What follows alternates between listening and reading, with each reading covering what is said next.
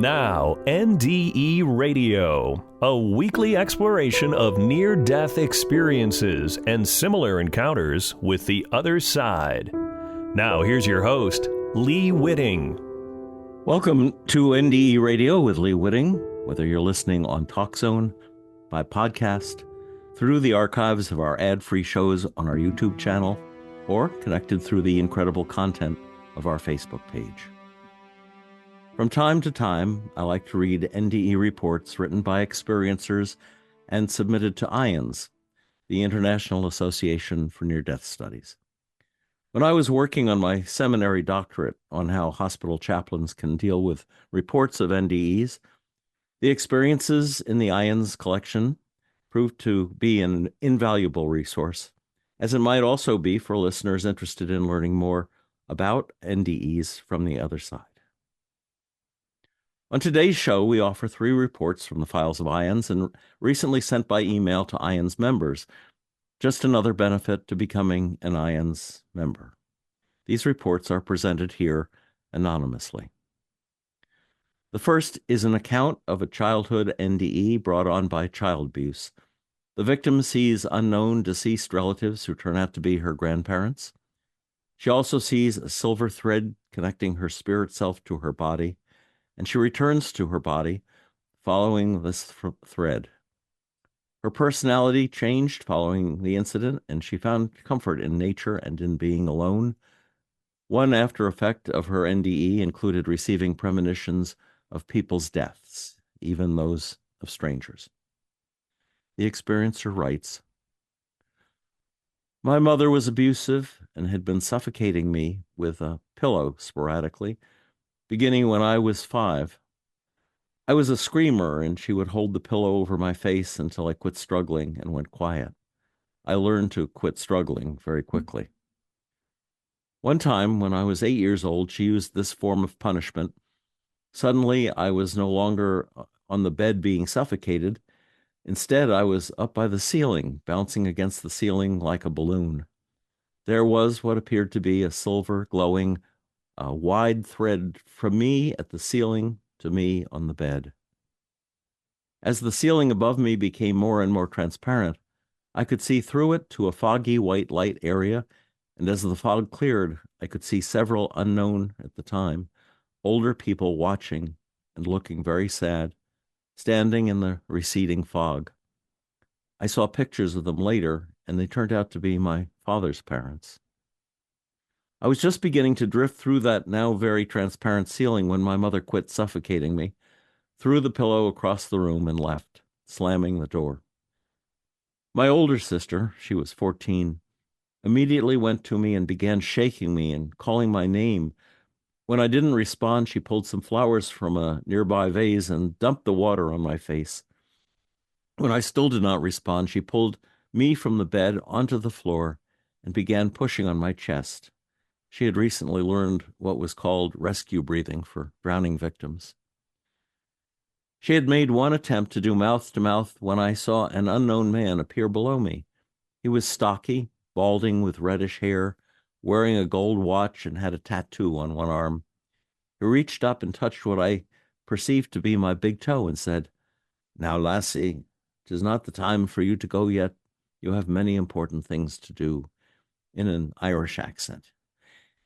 He then reached down and touched my big toe on my body, and I was immediately sucked down that glowing thread and back into my body. I woke coughing and began crying quietly.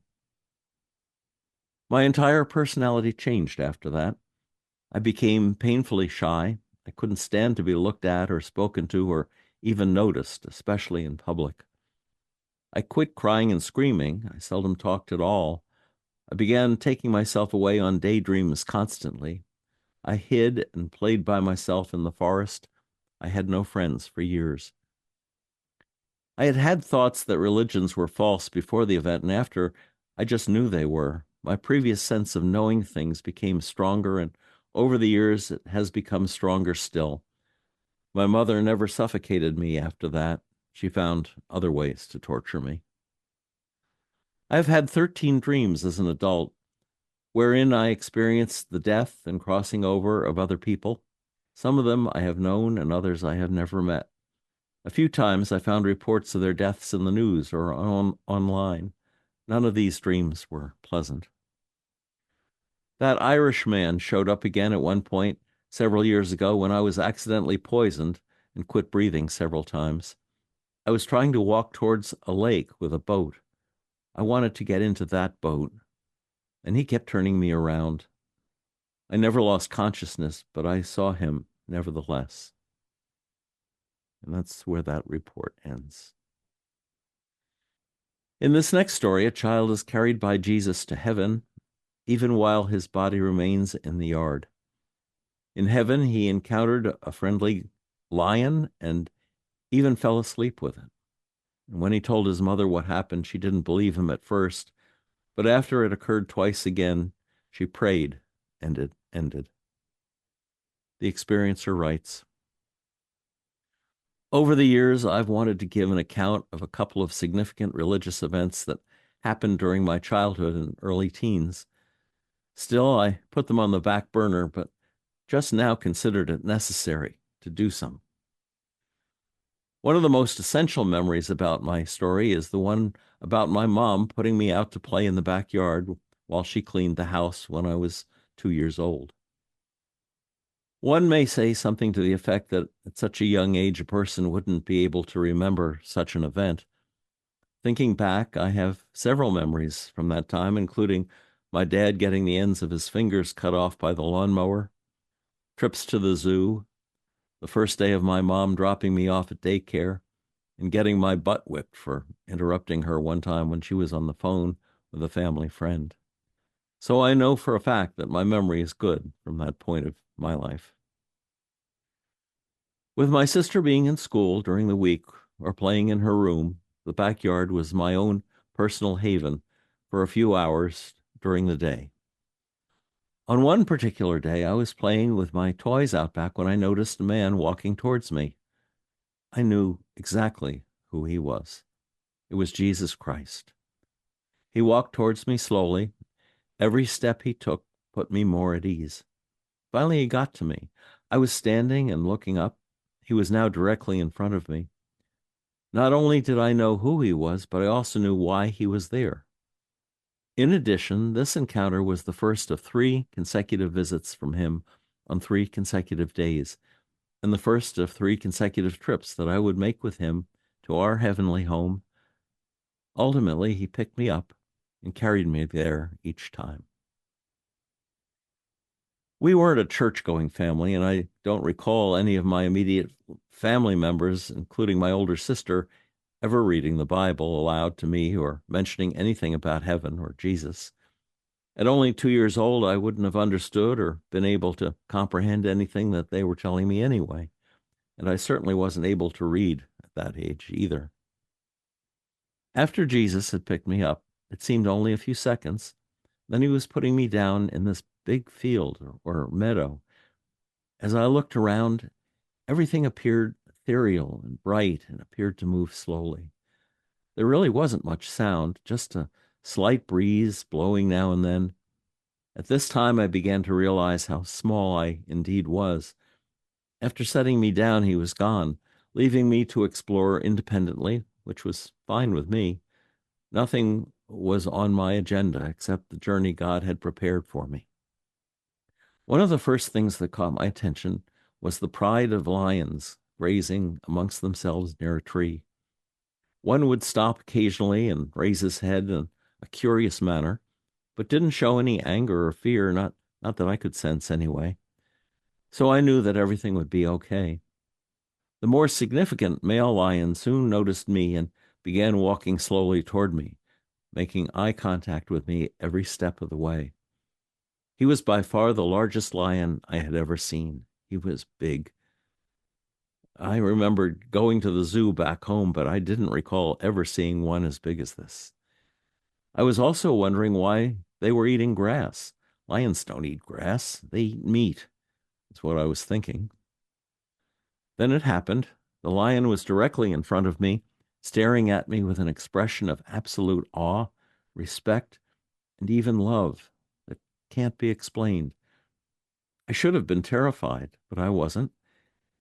Instead, I just stood there silently, awaiting his next move. In Christianity, Jesus is represented as a lamb and God as a lion. Was this lion God? The truth may never be known, at least not in this lifetime. The city of gold itself was just beyond the field, and once upon his back, that's where the two of us headed. The other lions continued eating as we walked by, but honestly, they didn't pay much attention. The whole time I was there, he never left my side. Sometimes he walked beside me, making occasional glances as if to make sure I was doing okay. It was one of the most fun things I have ever done, and I shall never forget it. There were also buildings on either side of where the lions were grazing when I first arrived, but that wasn't where I wanted to go. Not only that, but it seemed my companion knew where he wanted to take me and in what order. He and I went to several places together, places such as the pearly gates and other fields, and walking on the golden streets, going past buildings of solid marble and gold, all laid out much like a modern city, only more precise and of pure beauty. To this day, I can still envision the golden streets, but even more so how they felt beneath my bare feet. The best way to describe it is to take the ancient cities of Atlantis, Athens, the gardens of Babylon, and every other beautiful city mentioned in history, combine them into one and magnify its beauty 1,000-fold. That is the best way that I can describe what I saw. Sure, there are numerous beautiful places here on earth, but not a single one of those can hold a candle to what awaits us in heaven. There were multiple fields, mansions, tall buildings, and countless variations of flowers and trees. I don't, however, remember seeing any other animals besides the lions, not even birds.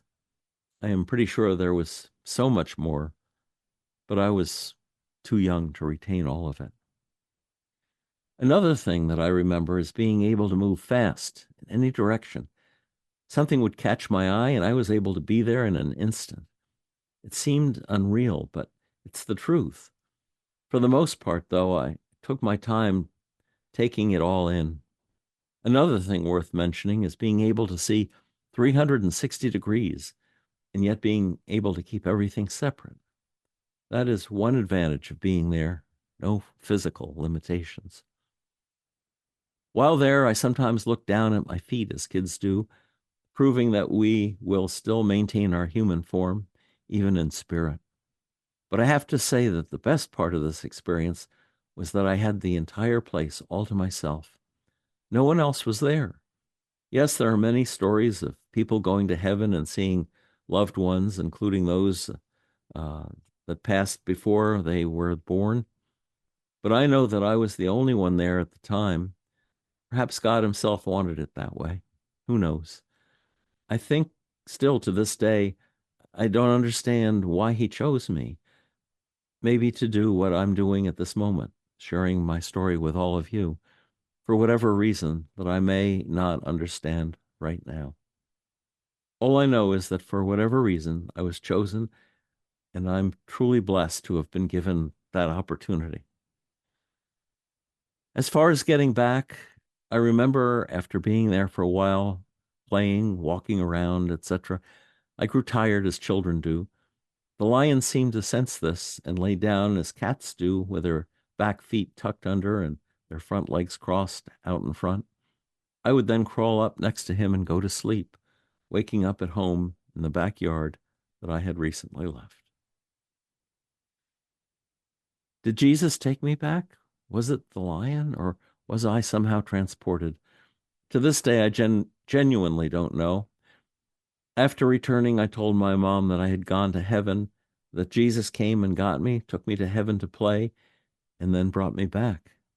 She told me not to say that because it wasn't right. The very next day, once again, I said to her that Jesus had come and gotten me and taken me to heaven.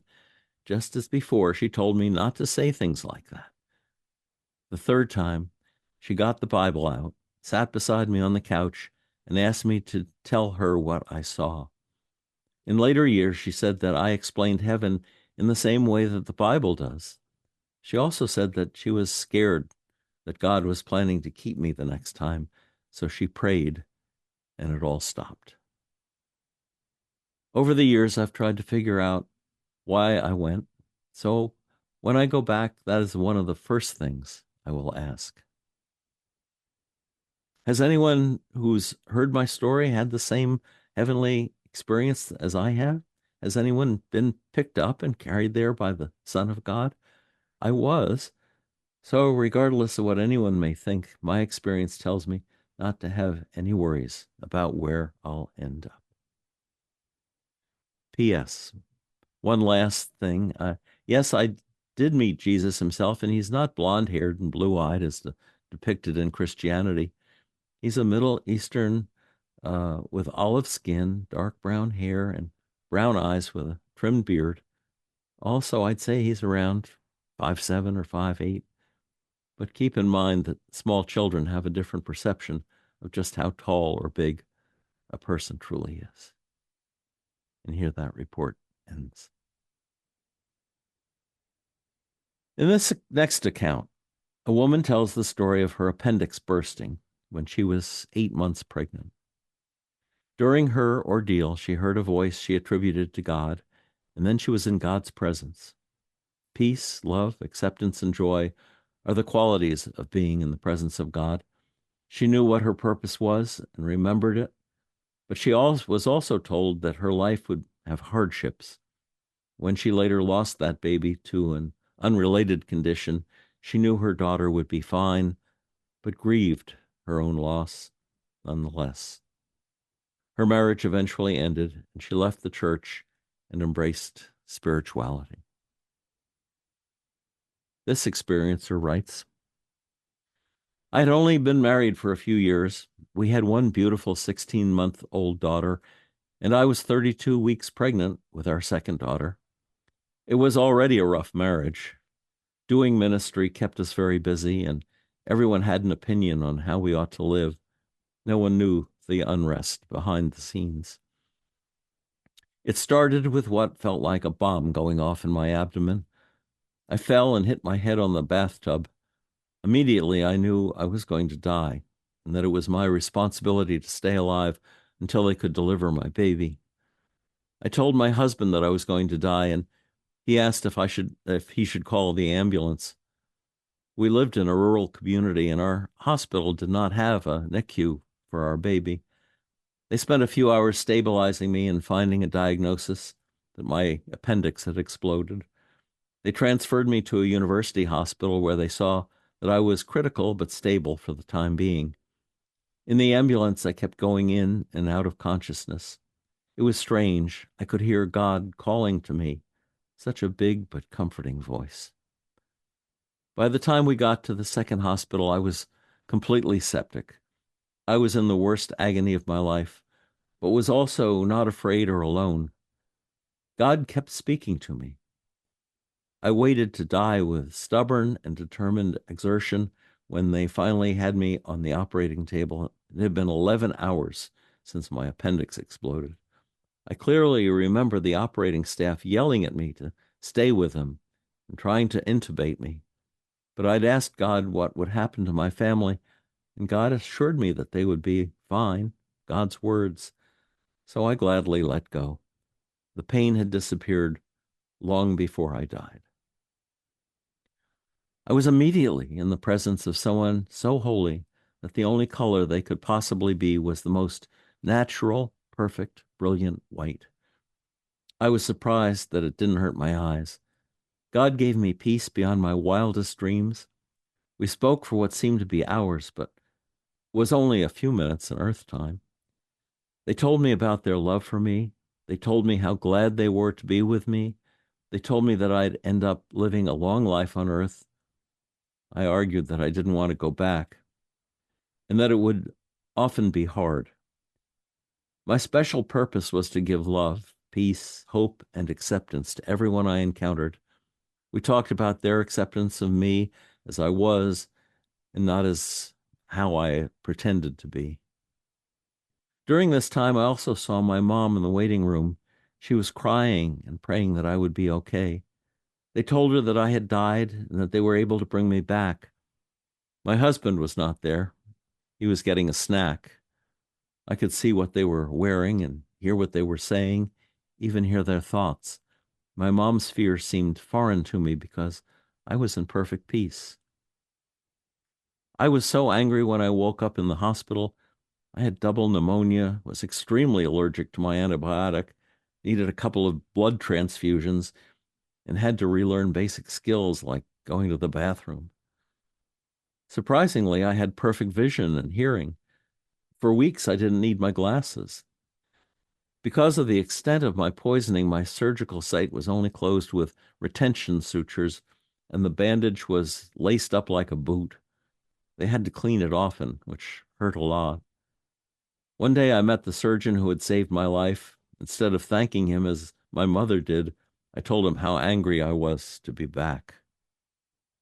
I was forever altered by being with God. Everything that I had believed was suddenly called into question, and it took decades for me to sort it all out. It took me a while to feel love. I'd been told by God that my life would be long and often hard, so I was afraid of the heartache loving would bring. My second daughter ended up being diagnosed with a condition that was not compatible with life.